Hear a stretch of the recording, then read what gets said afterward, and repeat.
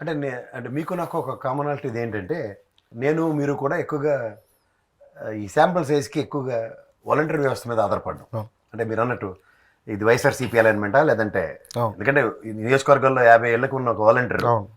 నేను చాలా ఎక్కువ హెల్ప్ తీసుకున్నాను.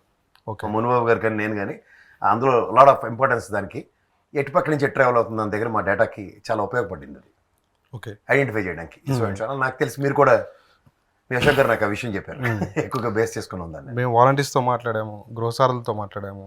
అండ్ బెనిఫిట్ పొందిన అంటే 2019లో ఏ ఫ్యామిలీస్ అయితే టీడీపీకి సపోర్ట్ చేశాయో ఆ ఫ్యామిలీ ఈ 5 సంవత్సరాల్లో ఎంత లబ్ధి పొందారు, లబ్ధి పొందిన తర్వాత మళ్ళీ వాళ్ళు సేమ్ టీడీపీ అఫిలియేట్ ఉన్నారా, లేకపోతే సంక్షేమ పథకాలు అందిస్తున్న వైసీపీకి అఫిలియేట్ అయ్యారా, అఫిలియేట్ కాకపోయినప్పటికీ ఈ ప్రభుత్వం పట్ల వాళ్ళు సానుకూలంగా ఉన్నారా లేదా అనేది ఇవన్నీ కూడా మనం ఈ అనాలిసిస్లో తీసుకున్నాం.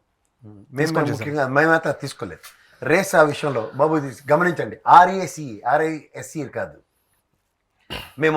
నేనైతే మా మునిబాబు గారు మేము కూడా ఎక్కువగా ఈ సచివాలయ వ్యవస్థలో ఆయన అగ్రిగేట్ 2200 మంది ఉన్న ప్రజలకి ఈ వాలంటరీ వ్యవస్థ అలైన్ చేసుకుని వాట్ ఎగ్జాక్ట్లీ అంటే మీరు అన్నట్టు వైఎస్ఆర్సీపీ సింపథైజర్స్, తెలుగుదేశం మా డేటా ప్రకారం మీకు చెప్పాను కదా 1,58,00,000 అదర్ దెన్ వైఎస్ఆర్సీపీ లబ్ధిదారులు ఉన్నారు రాష్ట్ర వ్యాప్తంగా.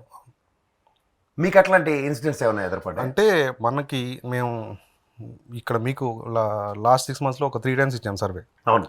ఫస్ట్ టైం తీసుకున్నప్పుడు న్యూట్రల్ ఓటర్స్ పర్సంటేజ్ ఎక్కువ ఉంది, సెకండ్ టైం తీసుకున్నప్పుడు న్యూట్రల్ ఓటర్స్ పర్సంటేజ్ తగ్గింది, లాస్ట్గా తీసుకున్నప్పుడు మొన్న మీకు ఇచ్చిన దాంట్లో కూడా న్యూట్రల్ ఓటర్స్ పర్సెంట్ 2 to 3% ఉంది. అంటే ఫస్ట్ టైం తీసుకున్నప్పుడు 12% ఉంది, వాళ్ళు ఇంకా డిసైడ్ అవ్వలేదు, ఇంకేంది ఎలక్షన్ ఇంకా చాలా దూరం ఉన్నాయి కదా.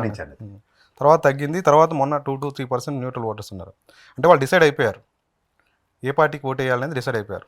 ఆ ఫ్యామిలీస్ కూడా ఏ పార్టీకి ఓటు వేయాలి, ఎందుకు ఓటు వేయాలి అనేది డిసైడ్ అయిపోయారు.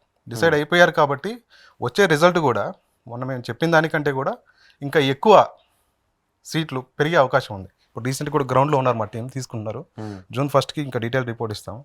మొన్న మీరు చెప్పిన దానికంటే కూడా వైసీపీకి మా అంచనా ప్రకారం, మా సర్వే ప్రకారం, మా అనాలిసిస్ ప్రకారం సీట్లు పెరిగే అవకాశం ఉంది కానీ తగ్గే అవకాశం లేదు. అంటే కొంతమంది ఇప్పుడు మీరు చూస్తే అర్బన్లో ఒక పార్టీకి ఫేవర్గా ఉన్నారు, రూరల్లో ఒక పార్టీగా ఫేవర్గా ఉన్నారు అనేది మాకు ఎక్కడా కనిపించలేదు. అవును.